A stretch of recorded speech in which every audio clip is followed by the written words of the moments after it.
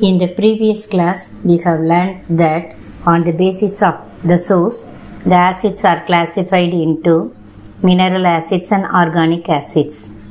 Similarly, on the basis of availability of H plus ions, acids are categorized into weak acids and strong acids. Acids which are not completely ionized in water and give a few hydrogen ions in aqueous solution are called weak acids.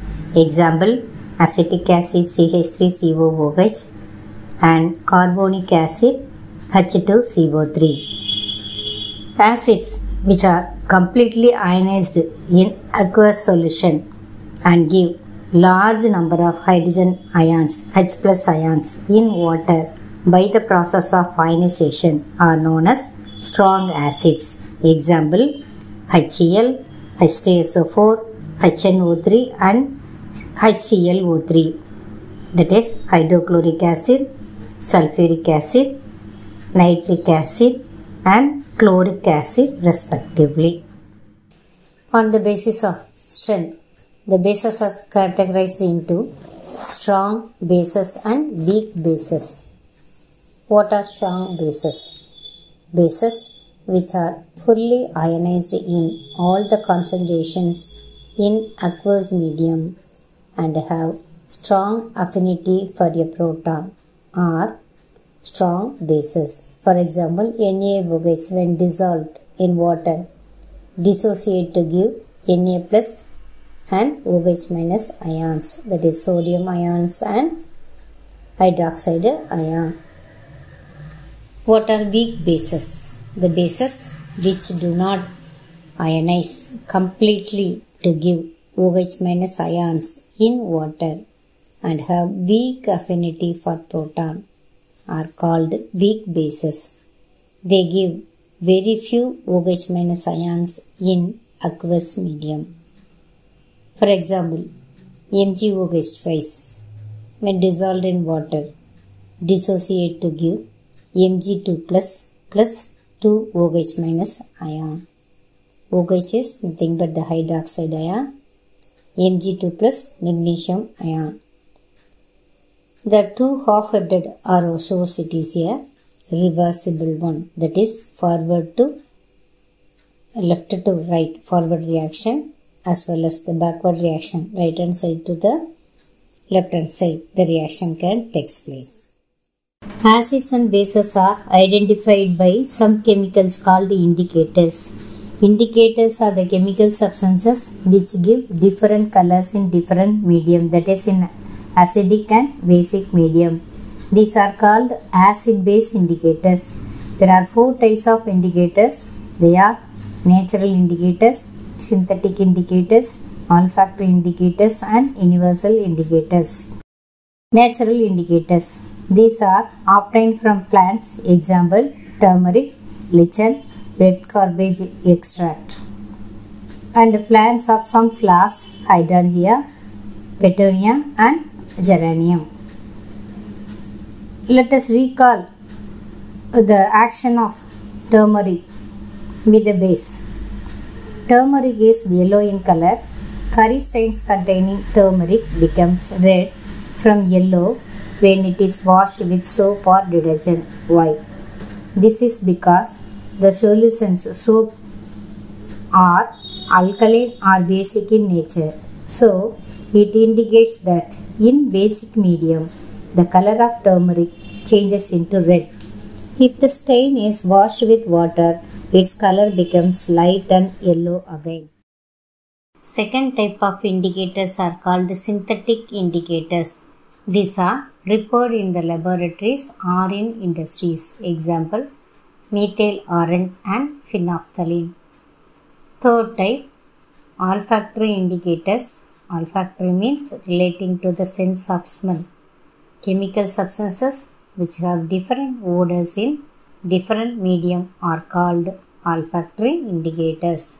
Example, onion, vanilla and blue oil. Next type of indicator is universal indicator. It is a mixture of various indicators. It gives different colors in different medium. It is used to estimate pH of same acid in different concentrations. The paper strips soaked in this solution are called pH papers. Chemical properties of acids and bases. Let us learn the change of acids and bases in different indicators. For that, you collect the following samples: hydrochloric acid, sulfuric acid, nitric acid, acetic acid, sodium hydroxide, calcium hydroxide, potassium hydroxide, magnesium hydroxide and ammonium hydroxide. The activity 2.1 explains these things. Put a drop of each of the above solution on a watch glass and test it with a drop of the following indicators. The indicators are red litmus solution, blue litmus solution, phenolphthalein and methyl orange. What change in color did you observe with the red litmus, blue litmus, phenolphthalein and methyl orange solutions? Tabulate the observations in the table 2.1. Look at the table. This shows change in colors of indicators in different acids and bases. The acids: hydrochloric acid, H2SO4 sulfuric acid, HNO3 nitric acid and acetic acid CH3COOH. When red litmus is added to these acids, there is no action at all. When blue litmus is added to these acids, it turns red. When phenolphthalein solution is added to these acids, there is no action at all. When methyl orange is added to these acids, it turns red.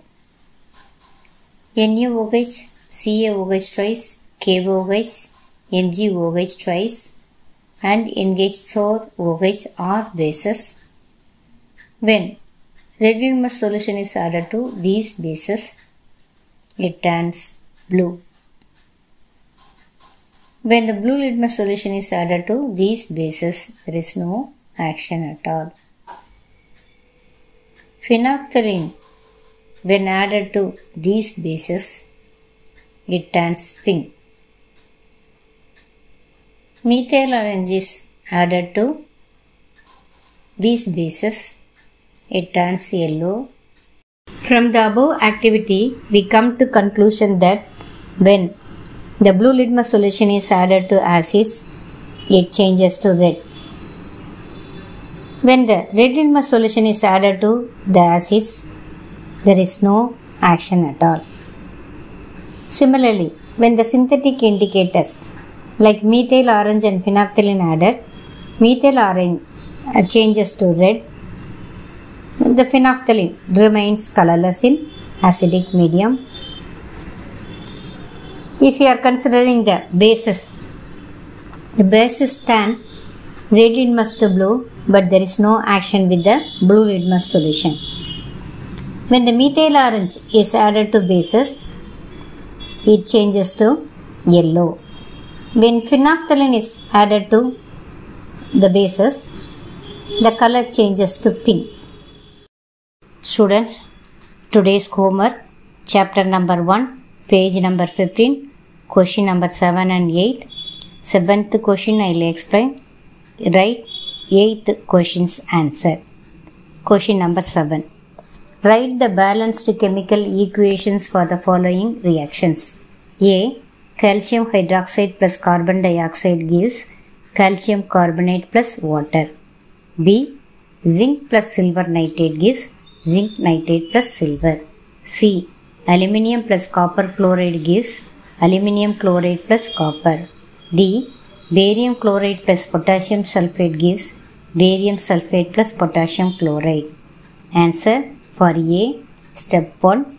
Skeletal equation.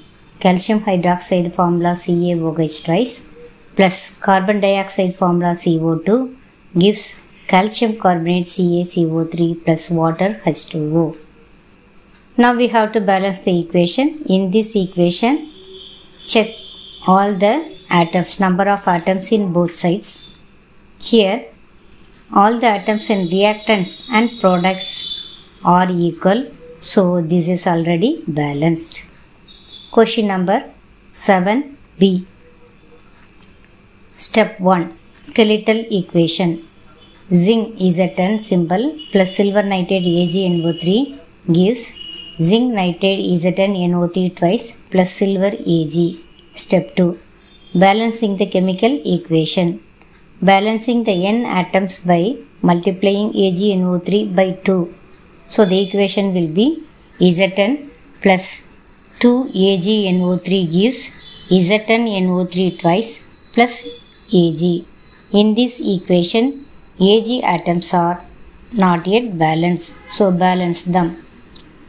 Zn plus 2AgNO3 gives ZnNO3 twice plus 2Ag. Now count number of atoms on both sides. Here number of atoms are equal on both sides, so the equation is balanced.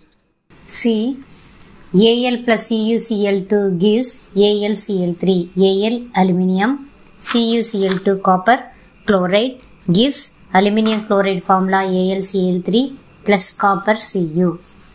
Al and Cu atoms are balanced in this equation, so balance the chlorine atoms by multiplying CuCl2 by 3 and AlCl3 by 2. The equation will be Al plus 3CuCl2 gives 2AlCl3 plus Cu. Now balance the Cu and Al atoms. 2Al plus 3CuCl2 gives 2AlCl3 plus 3Cu. In this equation, all the atoms are equal in reactants and product side, so this equation is balanced. D. First we are going to write the skeletal equation.